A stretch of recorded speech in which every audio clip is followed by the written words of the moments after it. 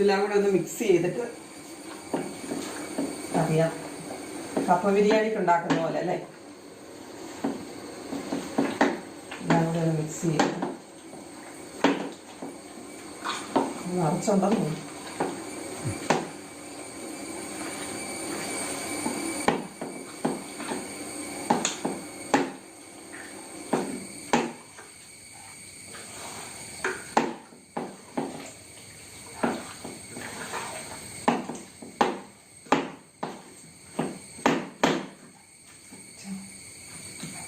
വെള്ളം ഒഴിക്കണോ? കുറച്ച് വെള്ളമുണ്ട്.